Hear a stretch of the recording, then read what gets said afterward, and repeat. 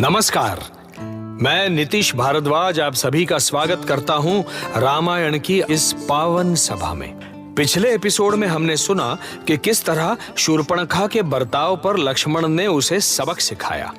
इस अपमान से शूर्पणखा गुस्से से तिलमिला उठी और सीधे पहुंची खर और दूषण के पास।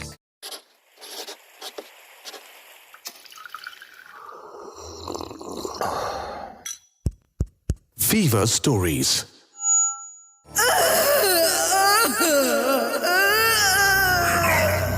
बहना, क्या हो गया? क्या हुआ तुम्हें? क्यों चीख रही हो ऐसे?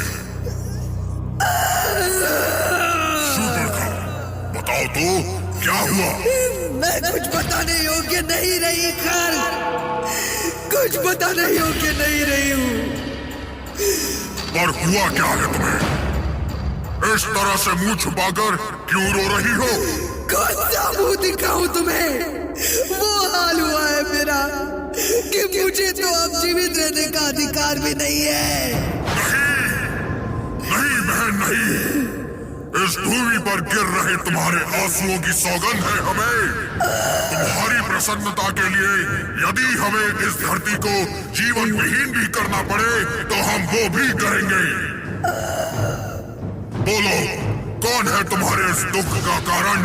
किसने किया है ये सब? कैसे बताओ भैया, कैसे? बताना होगा तुम्हें। तुम्हारा अपमान हमारा भी अपमान है शूर्पणखा। सारी राक्षस जाति का अपमान है। बोलो, कौन है वो दुस्साहसी? कौन है जिसने हमारी दहकती आग में हाथ डाला है? राम लक्ष्मण।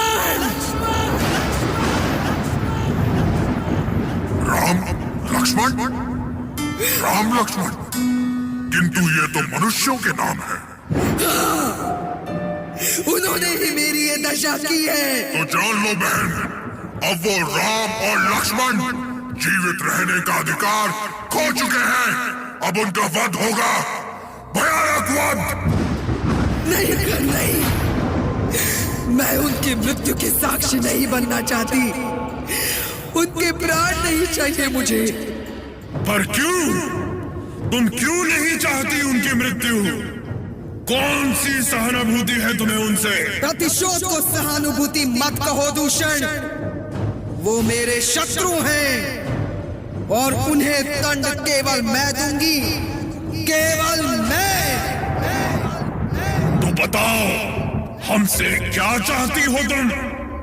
तुम्हारे साथ साथ अब हम भी प्रतिशोध की ज्वाला में जल रहे हैं। उनके पास एक स्त्री है। मैं बस इतना चाहती हूं कि तुम उसका ही वध कर दो। तब वो दोनों पुरुष स्वयं ही मेरे सामने घुटने टेक देंगे। जाओ, जाओ, यही मेरी आज्ञा है और यही मेरा प्रतिशोध। का बदला लेने के लिए खर और दूषण ने एक विशाल सेना तैयार की। वन के सभी राक्षस अस्त्र शस्त्र धारण किए हुए हुंकार करते हुए पंचवटी की ओर बढ़े। इधर राम लक्ष्मण इस घटना से चिंतित विचार विमर्श कर रहे थे। लक्ष्मण ऐसा कभी नहीं करते, पर शूर्पणखा ने अचानक सीता पर आक्रमण जो कर दिया था और फिर वो अपने क्रोध को नहीं रोक सके। शेषनाग के अवतार थे लक्ष्मण, याद है ना? ऐसे एकांत में बैठे क्या सोच रहे हो लक्ष्मण? मैं उसे कभी क्षमा नहीं कर सकता भैया। उसने भाभी पर कैसे आक्रमण कर दिया। यही तो राक्षसी प्रवृत्ति है लक्ष्मण। उसने जो भी किया है अपनी प्रवृत्ति के अनुरूप ही किया है। जो प्रवृत्तियां हमारे प्रतिष्ठा पर घात करती हैं, हमें उन्हें रोकना होगा भैया। शूर्पणखा ने जो भी किया है वो मेरे लिए असहनीय था। यदि आपने नहीं रोका होता तो मैं उसका वध कर देता। क्रोध किसी समस्या का समाधान नहीं है लक्ष्मण। मैं अच्छी तरह जानता हूं कि वो हमारा कुछ नहीं बिगाड़ सकती। किस गंभीर चर्चा में लगे हैं स्वामी? शूर्पणखा की चर्चा चल रही है सीते। उसने तुम पर जो घात करने का प्रयास किया, हम उसी के लिए चिंतित हैं। हाँ, उस अपमान का बदला लेने के लिए वो कुछ भी कर सकती है। मुझे पूरा विश्वास है स्वामी कि वो यहाँ फिर से आएगी।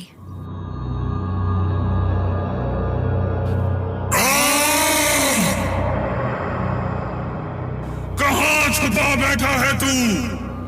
साहस हो तो बाहर निकल। मैं कहता हूँ बाहर निकल। खर, दूषण और उनकी पूरी सेना ने श्री राम की कुटी पर आक्रमण कर दिया। जब उन्हें सीता कहीं नहीं दिखी तो उन्होंने राम और लक्ष्मण को बंदी बनाना चाहा। दोनों ओर से भयानक युद्ध छिड़ गया, किंतु राम के दिव्यास्त्रों के आगे कोई भी टिक नहीं पाया और अंत में खर दूषण भी अपनी सेना समेत मारे गए।